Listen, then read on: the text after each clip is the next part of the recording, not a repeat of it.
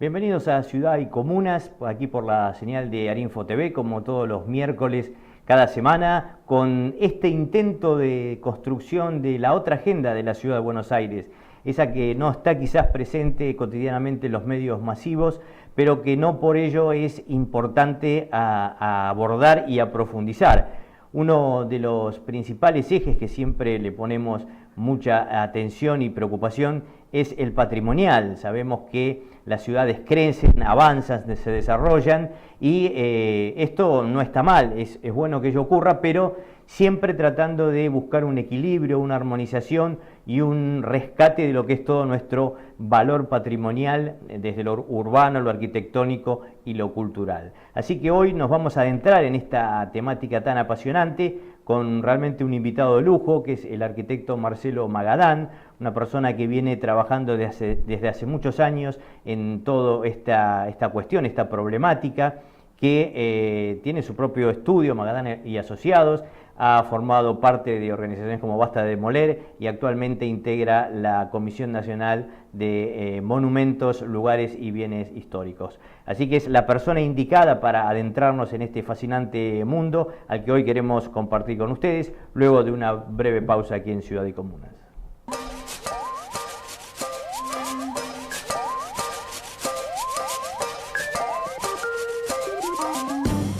Antes de subirte a tu bici, revisa los frenos en ambas ruedas, neumáticos bien inflados, timbre o bocina, portaequipaje o canasto. Y las luces. Las delanteras deben ser blancas y las traseras rojas, reflectivos u ojos de gato. Y cuando haga falta, un buen mantenimiento. Tu bici tiene todo lo necesario para ser parte del tránsito.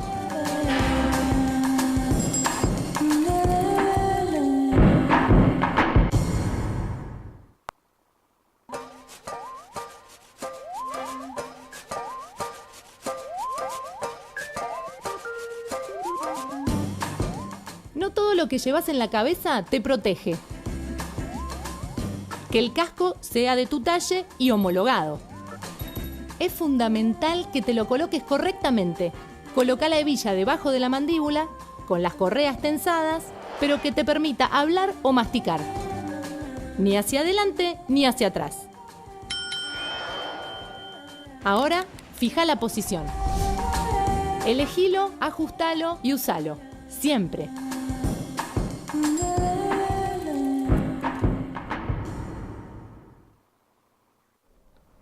Volvemos en Ciudad y Comunas, como decíamos al comienzo, para abordar el tema del patrimonio, todo el valor que tiene nuestra querida ciudad de Buenos Aires.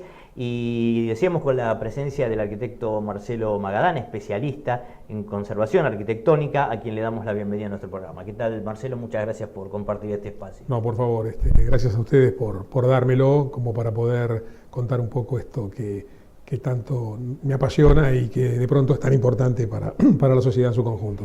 Así es, releyendo un poco algunos de tus trabajos y opiniones, encontramos una entrevista donde vos decías que el patrimonio es un recurso no renovable, ¿no? Que una vez que se pierde no se recupera más. Entonces, una de las cosas que nos interesa empezar a tratar es cómo se hace para conservar y resguardar lo que es el patrimonio histórico, urbano y cultural de una ciudad como la de Buenos Aires. Hay distintos niveles de acción, digamos, desde una cuestión mucho más general que tiene que ver con un marco de regulación en términos de normativa, leyes, ordenanzas, determinado tipo de acciones de gestión sobre ese patrimonio, hasta las intervenciones puntuales de recuperación que en términos generales se aplican cuando ese edificio, por poner un ejemplo, ese bien ha entrado en una situación de deterioro que requiere de una intervención. De cualquier manera, ya hace unos cuantos años que se viene trabajando sobre esta idea de, por un lado, la conservación preventiva, es decir, actuar antes, que siempre son acciones mucho más sencillas, mucho más económicas desde el punto de vista de la energía y de los recursos económicos que hay que aplicar en el caso de las intervenciones de restauración, y tratando también de generar no solamente regulaciones legales que impidan, por ejemplo, una demolición, sino aplicando mecanismos financieros y de gestión, ayudar a que ese patrimonio siga vivo, siga sirviendo a la sociedad y, en definitiva, resulte mucho más interesante para aquellos quienes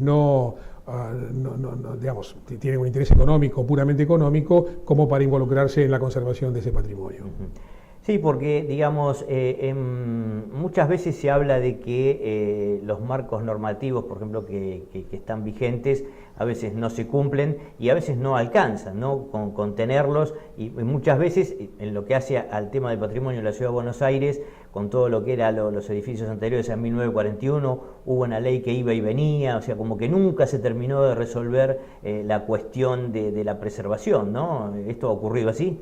De hecho es así, es decir, por un lado la legislación que está vigente, la de áreas de protección históricas en toda la ciudad, es una legislación que en algún sentido tiene ciertos mecanismos previstos que nunca se pusieron en práctica por falta de reglamentación. Uno de ellos, por ejemplo, es un fondo de recursos económicos que se conformaba, o en teoría debía haberse conformado, con una parte de los derechos de construcción que ingresan por las edificaciones nuevas a las arcas del gobierno de la ciudad, pero como eso no se reglamentó, nunca se dispuso de esos fondos. Estaban previstos también algunos mecanismos financieros que tampoco se aplicaron o que son de difícil aplicación. Entonces esto hace muy difícil el trabajo sobre aquellos bienes que ya están declarados. A su vez, lo que mencionabas vos, de 1941, que fue una ley que apareció como reacción a las protestas de distintos grupos vecinales por la destrucción de su patrimonio. Incluso en la justicia, ¿no? Sí, se llegó después de presentar varios amparos, se llegó finalmente a un amparo por el cual, había que fijar una fecha de corte. Hubiese sido mucho más interesante que, por ejemplo, hubiesen sido todo edificio que tiene más de 50 años, con lo cual automáticamente se va corriendo ese límite. Por una cuestión administrativa se decidió tomar la fecha de 1941, pero ahí empezamos a tener después otra falla, y en este caso también por la forma en que el órgano de aplicación aplica la ley. Esto tiene que ver con el hecho de que los controles que se llevan a cabo para determinar si un edificio puede ser catalogado o se autoriza su demolición son muy laxos. La forma de trabajo es de una liviandad absoluta, por lo cual la situación de un edificio se evalúa a partir de una fotografía de una fachada, es decir, no hay una revisión de los interiores, y hay además una peligrosísima confusión relacionada al hecho de que el deterioro se toma como un disvalor. Es decir, voy a tratar de explicarlo. Puede haber un edificio que pueda ser, es decir, en realidad en el campo de la conservación la valoración se hace por otras cosas. O sea, un edificio puede tener valor histórico porque haya ocurrido determinado hecho, puede tener un valor simbólico porque para la sociedad es importante por tal o cual razón, puede tener un valor arquitectónico o artístico por quien lo construyó, por el estilo, por el momento, porque es el primero de una época y demás. Y el deterioro no cuenta porque se supone justamente que la restauración es la disciplina que va a dar aquellas herramientas, de hecho las da y las tiene para poder recuperarlo. Entonces, la determinación de si un edificio es importante o no, para saber si hay que conservarlo o no, pasa por aquellos otros valores, no por el deterioro. Y en la ciudad no pasa eso. En la ciudad, si hay algo que tiene los demás valores pero está deteriorado, automáticamente es una razón más para sacarlo de la lista de protección. El criterio es un criterio realmente muy elemental y que va en contra de toda recomendación internacional en el campo de las acciones de conservación por esto. Porque si todo aquel edificio que está deteriorado tiene cierto nivel de ruina, debiera ser demolido, no tendríamos las misiones jesuíticas, porque en definitiva las misiones jesuíticas son restos de edificios que están en ruina. Sin embargo, aún desde la ruina nos cuentan una historia y nos hablan de nuestro pasado, son un documento. Parte de la memoria. Exactamente. Entonces, Esto, que está como muy tirado de los pelos, hace que siempre el límite se corra del lado de la demolición. Esto hace también que de la cantidad de casos que son sometidos a la evaluación del órgano de aplicación, en definitiva, termine en apenas un 10%, recomendándose su conservación. Y ahí recién se inicia toda una peregrinación de trámites que va por el lado del Ejecutivo, que tiene que ir a la legislatura, y que es la primera lectura y la segunda lectura, donde pueden aparecer una serie de inconvenientes en el medio que hagan que ese pedido de catalogación también se caiga. O sea que desde ese punto de vista estamos complicados con lo que ya está catalogado por la falta de una gestión clara de ese patrimonio por parte del Estado, y respecto a lo que habría que catalogar porque, insisto en esto, los mecanismos de evaluación y de regulación son excesivamente laxos. Claro, esto tiene que ver, o sea, la conservación del patrimonio evidentemente no puede disociarse de lo que es la voluntad política de un determinado gobierno, ¿no? Hemos tenido épocas en nuestra ciudad donde había un desinterés, digamos, total por el tema patrimonial, otras etapas donde algunos dicen que hay todo lo que es el boom inmobiliario, entonces con tal de crecer en ese sentido, no importa si hay que demoler lo que haya que demolerse, digamos, está fuertemente ligado siempre por lo menos en nuestra ciudad, al tema político, ¿no? Absolutamente, y además porque se supone que desde la administración política de una ciudad, todos estos conflictos de alguna manera deben regularse, cosa que no está ocurriendo. O sea, lo que uno nota es, yo ya estoy empezando a cambiar el eje de la calificación de la cuestión del Estado ausente al Estado cómplice. En muchos aspectos, es decir, yo lo puedo ver tal vez con más claridad porque tengo las herramientas en lo que tiene que ver con el patrimonio, pero yo creo que a poco que uno ahonde en otros temas como la salud, la educación, estas cosas empiezan a pasar. Es decir, uno se empieza a dar cuenta que hay una grave falla en el Estado, en algunos casos por inoperancia, en otros casos por complicidad, que hace que las cosas vayan fluyendo, pero siempre van fluyendo en general para peor y no para mejor.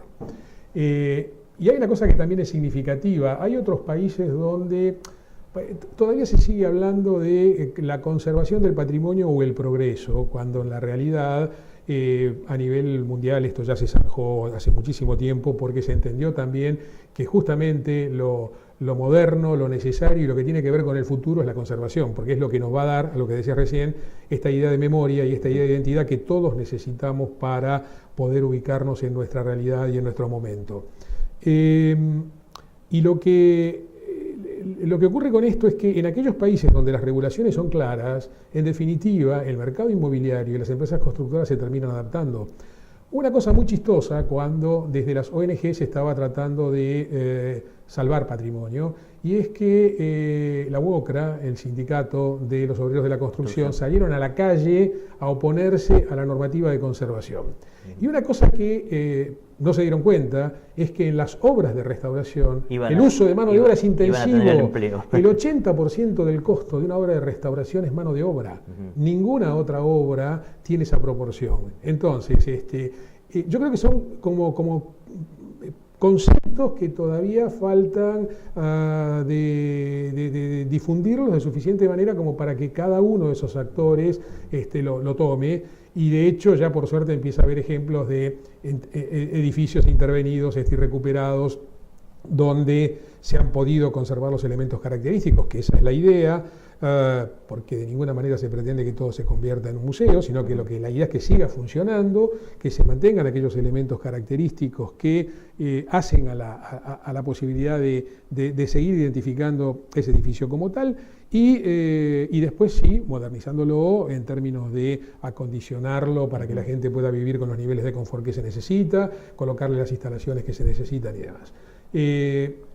Y yo decía también en esos ejemplos, que en esos otros países donde esas reglas son claras, los inversores inmobiliarios terminan invirtiendo en el patrimonio, las empresas constructoras se adaptan para trabajar sobre el patrimonio, y ha habido acciones de rehabilitación de edificios construidos fenomenales, porque además se puede seguir construyendo en otros lugares, es decir, en una ciudad puede tranquilamente tener áreas de renovación y áreas de conservación. El problema es cuando estos límites no son claros y entonces nos empieza a aparecer una torre de 25 pisos detrás de la Casa de Gobierno, haciendo perder, por ejemplo, porque ahí ya empiezan a jugar otra cosa. no solamente la conservación del edificio en forma aislada, sino también la conservación del paisaje urbano histórico. ¿Y qué haría falta para que esas reglas claras existan y haya una correcta regulación hoy por hoy? ¿Qué tendría que cambiar sustancialmente? Yo creo que uno de los problemas que tenemos es que el manejo del patrimonio en la ciudad, en términos generales y salvo honrosas excepciones, ha estado en manos de gente que no estaba formada. Es gente que porque llega por una cuestión política o lo que sea, pero no es gente que haya estado formada. Entonces, yo creo que incluso hasta por desconocimiento se rechaza la actividad de la conservación y se lo ve como una cosa peligrosa en términos de, no, pero ¿cómo? Si yo no puedo tirarlo abajo y construir, me quedo sin trabajo. Y la realidad es que hay muchísima gente en la Ciudad de Buenos Aires y en el país trabajando sobre patrimonio construido, haciendo distintos tipos de intervenciones, de rehabilitación, de restauración. Y muchas veces cuando hablamos del patrimonio nos estamos refiriendo a un edificio o a un inmueble concreto, pero también a su entorno, ¿no? Porque sí, a veces por ahí se preserva una cosa, pero si se hace una cosa totalmente distinta al lado, es como que ahí todo se desdibuja, ¿no? Yo por eso te hablaba recién de lo del paisaje urbano, histórico, que es importantísimo. Es decir, uno se para en cualquier lugar de la Plaza de Mayo y empieza a mirar alrededor, y lo poco que podía llegar hasta hace 10, 15 años atrás de percibir de ese paisaje que ya estaba transformado, porque había edificios de distintas épocas, el Cabildo, que bueno, no es exactamente el Cabildo original, la Catedral, lo que es la propia Casa de Gobierno, bueno, y de pronto empiezan a aparecer estas torres del lado de Puerto Madero, del lado de la City y demás, que alteran a tal punto que cuando uno está en la Plaza Dorrego, que se supone que de alguna forma es como el símbolo de la cosa conservada en Buenos Aires y demás, y mira por defensa hacia el lado de la City, en el medio de la calle aparecen las torres de la City. Entonces hay una cuestión que tiene que ver con el cuidado del entorno, la determinación de áreas de mitigación, el entender que hay una cuestión de paisaje. En Buenos Aires estamos perdiendo el cielo, en la medida que vamos construyendo hacia arriba. Yo recuerdo ir, por ejemplo, por la avenida San Juan hacia el Bajo, sí, y uno podía percibir el cielo, y ahora ya entre el encajonamiento de las construcciones de San Juan, más lo que está pasando abajo en Puerto Madero, uno para ver el cielo tiene que mirar hacia arriba. Es real. Son pequeñas. Yo creo que además uno no las percibe, y acá hay en la aparición de los grupos vecinales que defendían el patrimonio, que lo siguen defendiendo muy bien, tiene que ver con esto. Hay cosas que uno no las percibe porque son como pequeñas erosiones, ¿no? Cosas que se van desgastando de a poquito, una demolición, una transformación de esto, de aquello, del otro, y un día salimos a la calle y nos damos cuenta que somos extranjeros en nuestro barrio. Sí, es que también a veces les ganan por cansancio, ¿no? Porque a veces la lucha es totalmente desleal, ¿no? Entre sí, las ONG sí, y un Estado que va en otra dirección, es imposible, ¿no? Fíjate a tal punto que no hace tanto tiempo atrás hubo una presentación judicial en contra de Basta de Demoler y de la historiadora Sonia Bergman, porque ellos presentaron un amparo evitando que se construyera una estación del subterráneo en la Plaza Francia. Sí.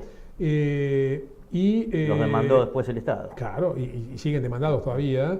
Entonces es una cosa muy extraña, porque el gobierno de la ciudad hoy en la ciudad está hablando de la participación de los ciudadanos y diciendo que la ciudad no son solo los edificios, son también los vecinos y demás, de alguna manera convocando a los vecinos a que vayan a reuniones con el jefe de gobierno, con el vicejefe, con eso, y siguen arrastrando este tipo de situaciones. Es decir, la participación real, la participación comprometida de gente que sabe de qué está hablando, molesta.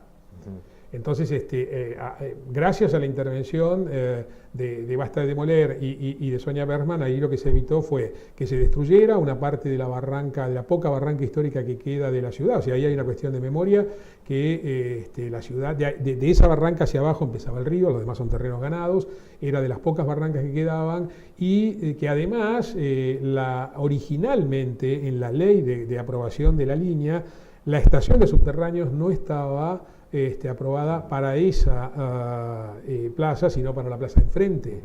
Entonces, aún así, aún cuando el error había sido cometido por los funcionarios, los que, al menos en la pretensión del Estado, los que van a terminar pagando los platos rotos son los vecinos. Sí, bueno Marcelo, te proponemos ir a una breve pausa porque hay todavía mucho más para tratar en materia de patrimonio. Seguimos Perfecto. En Ciudad y Comunas.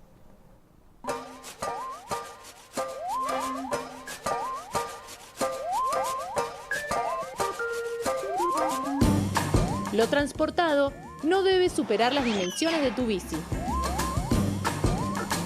Que tu carga no te distraiga ni te haga perder el control. Lo ideal es ubicar la carga sobre el cuadro de la bici y que todo lo que llevas quede sujeto.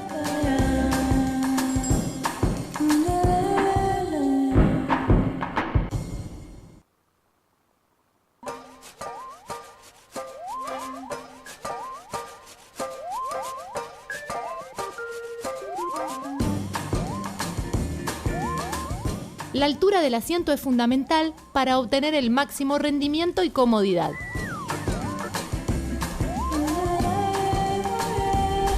Los brazos van relajados y las manos en los frenos. Es importante que puedas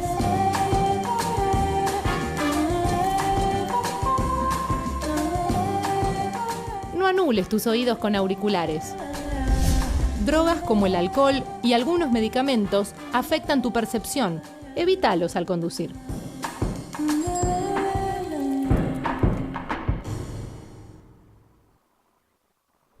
Seguimos en Ciudad y Comunas con el arquitecto Marcelo Magadán. Hablábamos de todo lo que tiene que ver con el paisaje histórico, que no solo hace al edificio concreto, sino a otras cuestiones, ¿no? Como por ahí la infraestructura de las veredas o los árboles que también forman parte del mismo, ¿no? El equipamiento urbano, el arbolado. Con el arbolado también estamos teniendo un problema grave porque se están produciendo unas podas feroces que en muchos casos lo que hacen es que los ejemplares terminen secándose. Hay podas en verano, es una cosa extrañísima. Las podas no tienen mayor criterio en cuanto a su ejecución. Por otro lado, digamos, cualquiera que más o menos se adentre en la cuestión del tratamiento del arbolado urbano se va a enterar de que solo se hacen podas en aquellos casos en que sea necesario hacer alguna corrección mínima, por ejemplo, de una rama peligrosa que puede caerse o que puede estar interfiriendo con algo, o de alguna parte de un ejemplar que pueda estar enfermo, si no los árboles no se podan. Y eso acá no se ha entendido y se está sistemáticamente atacando al arbolado.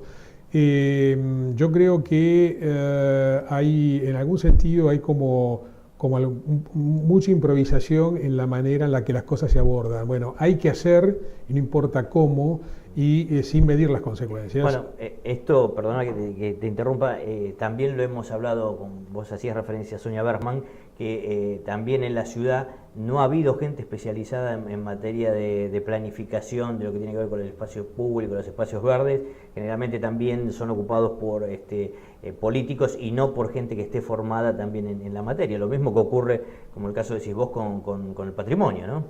Sí, uno de pronto se lleva sorpresas, como que a cargo de los espacios públicos se puede encontrar un contador y del mantenimiento urbano un licenciado en marketing, digamos, que en principio no tendría nada de malo si estuviera correctamente asesorado de gente y que además gente que tenga la fuerza suficiente como para poder decir las cosas que son necesarias decir, y del otro lado la capacidad de escucha del funcionario como para aceptarlas.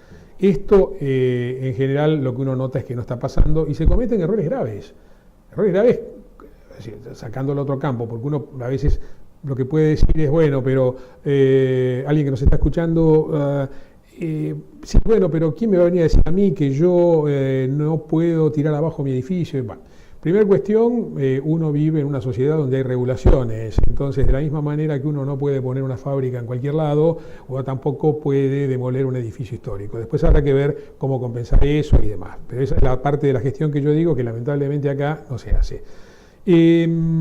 Por otro lado está esta cuestión de pensar que, bueno, es una restricción al dominio por el cual yo no puedo disponer del bien y demás. Fenómeno. Sacamos un minuto de los edificios y pensemos en otra cosa que está en la ciudad y que no depende de nadie más que del gobierno de la ciudad. Me refiero al arte público. Entonces, el estado en que están las esculturas es tremendo. Hay esculturas como la obra de Bergottini que estaba en la Plaza Colombia, el izamiento de la bandera, en Barracas, hace 4 o 5 años que la sacaron. Estaba tirada a la intemperie, ¿no? Y la dejaron tirada ahí en el depósito del MOA. Pero la realidad es que esa es una obra que primero yo creo que habría que haber pensado 2 veces antes de sacarla. Segundo, que contra más tiempo se tarde en volver a colocarla, más se complica su conservación. Y bueno, y hubo algunas otras cuestiones complicadas en su momento, como la tala del tótem de la Plaza de Canadá, porque supuestamente, sin haber hecho ningún estudio, alguien dijo que se podía caer, entonces fueron corriendo, y lo supervisó el mismísimo ministro de Cultura de aquel momento, estamos hablando del año comienzo de 2008, y lo cortaron con una motosierra, o sea, un tótem que estaba tallado en un tronco de cedro de 20 metros de altura y 1 metro de diámetro, que se había bancado 40 años de intemperie sin ningún problema, digamos, pues, sin ningún problema. Además, los canadienses, cuando lo donaron, habían dejado instrucciones muy claras de lo que había que hacer cada cierto tiempo, que no era ni más ni menos que repasar la pintura para que la madera no se pudriera. Pero la madera, aún así, la madera no se había pudrido. Y por una cuestión de falta de evaluación, decidieron talarlo. Lo tiraron en la plaza, supuestamente para conservarlo, y al poco tiempo se dieron cuenta que ya le estaban prendiendo fuego. Y acá. Entonces, lo mejor que dijeron, bueno, vamos a sacarlo de acá, vamos a llevarlo al MOA. Bueno, pero no había camiones de 20 metros de largo. Entonces, ¿qué hicieron? Lo cortaron en 4 pedazos de 5 metros y lo cargaron arriba de un camión volcador, lo llevaron al MOA y en el MOA quedó allí pudriéndose. Perdón, supuestamente el MOA es un lugar especializado que... Pero es un lugar que no tiene los recursos necesarios. ¿Es que no tiene los recursos o no tiene la capacidad técnica para hacerlo? Yo creo que hay una cuestión seria de recursos de hace años y donde se le pide de pronto a la gente que dé respuestas rápidas y en algún sentido también marketineras, entonces hacen cosas como lo que hicieron, exactamente lo que hicieron el año pasado, que fue a una cantidad de obras fenomenales, únicas, pintarlas con cera y grafito, haciéndoles desaparecer la pátina original. Es decir, esto es no entender además de qué se trata esto del patrimonio, porque todo esto no hay que inventarlo, simplemente hay que leerlo, está trabajadísimo en muchos otros lugares del mundo y además los que trabajamos en conservación tenemos un código de ética y tenemos una serie de recomendaciones internacionales que nos orientan para ayudarnos justamente a tomar las decisiones más amigables y correctas de forma tal de evitar que con nuestro trabajo estemos dañando las obras. Sí, hay como una suerte de falta de respeto, ¿no? por nuestro patrimonio. Otro fue el caso emblemático, lo de la estatua de Colón, ¿no? También, que no había ninguna necesidad, digamos, ahí fue una decisión política, yo diría hasta un capricho, porque yo creo que nunca se terminó de entender bien de qué se trataba eso. De movida, no era un homenaje a Colón, era un homenaje a través de la figura de Colón que habían hecho los italianos que habían venido a la Argentina para el primer centenario, donándole ese monumento a la República Argentina, como los ingleses donaron la torre y los suizos donaron el monumento a la confraternidad suizo-argentina. O sea, una serie de acciones de donación de esas comunidades en agradecimiento al país. Y no se tuvieron para nada en cuenta. De ninguna manera. Y tampoco se tuvo en cuenta que se le iba a agregar destrucción con el desmonte, que no era necesario el desmonte. Después se armó todo una justificación, un teatro, porque en realidad fue eso, donde se trató de encontrar distintos motivos técnicos y demás para justificar que la realidad es que no había ningún motivo, salvo el político y una serie de personas y profesionales y demás alineados con esa decisión, llevando la cosa adelante y sin preocuparse demasiado por la conservación de la obra. Había cosas muy graciosas, como que alguna gente que hasta ese momento había estado teóricamente embanderados en la conservación y eran conservacionistas a ultranzas y demás, que cuando la presidenta toma esa decisión decidieron hacer la veña y se callaron la boca o salieron diciendo de que sí, no, Colón el genocida y no sé qué, no sé cuándo. Y yo creo que la cosa se tomó con una liviandad tremenda El gobierno de la ciudad en ese momento miró para otro lado y creo que todavía sigue mirando para otro lado. Es decir, me parece que Colón no debería haber salido de donde estaba. Su lugar es ese, porque además había sido pensado para ese lugar. No había ninguna razón. Absolutamente, no había ninguna razón de conservación para que eso fuera movido. Y bueno, y ahí tenemos un ejemplo de lo que puede llegar a ser una mala decisión, ¿no? Y una película que no terminó, Marcelo, porque sigue tirado por ahí por la costanera. Está en el espigón, sí, está en un espigón allí frente al aeroparque, sí, tal cual. Terrible, es un símbolo de la desidia, ¿no? De no valorar lo que es nuestra historia, nuestra memoria y nuestro patrimonio. Sí, tal cual. Yo creo que hay una cuestión complicada ahí también, y es que esto que debería ser analizado, esto de destruir patrimonio público con dinero público también es una forma de corrupción. Y a nivel, si tuviéramos que hacer un análisis comparativo con otros lugares, otros países, otras ciudades, ¿cómo se maneja el tema en esta materia? Yo creo que nosotros, hay problemas en otros lugares, digamos, para tomar países que nos pueden servir como referentes, que serían los de América Latina, porque obviamente nosotros no tenemos punto de comparación con lo que puede estar pasando en otros países como de Europa, el caso de Italia, o de Francia o Inglaterra, donde se trabaja con otro nivel de seriedad en esto y hay otros recursos económicos y técnicos y demás. Pero aún dentro del área, lo que uno ve que, si bien hay otros países que tienen problemas, uno nota que se trabaja con mayor seriedad o con mayor continuidad en el tema.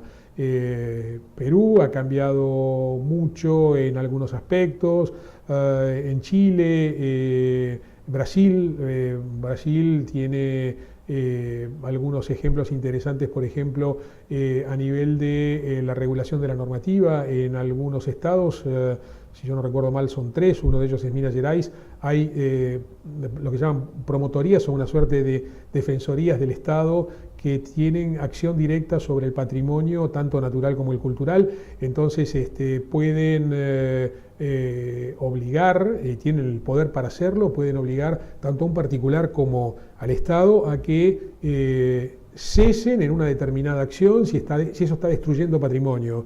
E incluso están habilitados a actuar ellos. Algún caso, por ejemplo, donde un particular deja abandonado un edificio y le prende fuego, entonces lo que hace la promotoría es, trata de llegar a un acuerdo para que lo repare, el particular no lo repara, entonces finalmente rematan el edificio. Con el dinero ese el Estado se hace cargo de la restauración y lo que queda como diferencia se lo da al particular, y el particular no puede decir absolutamente nada, eso está establecido por ley. Entonces hay otros mecanismos de regulación que lamentablemente acá no los tenemos. ¿Te parece, en la ciudad está la Defensoría del Pueblo, que tiene una subsecretaría de Derechos Urbanos y Ambientales, pero te parece que este es un tema quizás para descentralizarlo y también de alguna manera darle participación a los vecinos o a los organismos temáticos que pueda haber en los distintos barrios? ¿Te parece que se podría buscar alguna variante en ese sentido? Yo creo que sería una alternativa posible. La Defensoría, lamentablemente, lo que puede hacer es recomendar, puede evaluar y recomendar, pero digamos, lamentablemente no tiene el poder político como para hacer que las cosas de fondo cambien. No tenemos una fiscalía, que la figura de esto que yo contaba de Brasil se podría asemejar acá a nuestras fiscalías. No tenemos una fiscalía. Si yo, por ejemplo, no conozco casos de fiscales que aún ante situaciones de destrucción importantes hayan actuado de oficio, a pesar de que las cosas pueden estar a la vista y que pueda haber artículos en los periódicos denunciando la situación y demás, yo esto no lo he visto. Y el otro problema que veo también en los mecanismos de participación es que a veces la gente se cansa y deja de participar porque lo que se da cuenta es que como las opiniones no son vinculantes, en definitiva, el legislador o el político puede tomar de lo que le dicen lo que le conviene, si es que hay algo que le conviene tomar, y si no, directamente ignorarlo y hacer una cosa completamente distinta. Bueno, lamentablemente se nos acaba el tiempo, Marcelo. Muy valiosa tu participación, te agradecemos mucho la presencia acá y seguramente más adelante volveremos a retomar un tema que creemos que es crucial para nuestra ciudad. Bueno, muchísimas gracias por darme este espacio. Bueno, nos vamos despidiendo, agradecemos a Pablo Guardia en la operación técnica, esperamos haber contribuido un poco a poner en la agenda de los porteños el tema patrimonial, como hacemos con otras cuestiones, como el medio ambiente, el urbanismo, y nos despedimos hasta dentro de 7 días, el próximo miércoles a las 19:15, en esta propuesta que hemos dado en llamar Ciudad y Comunas. Muchas gracias.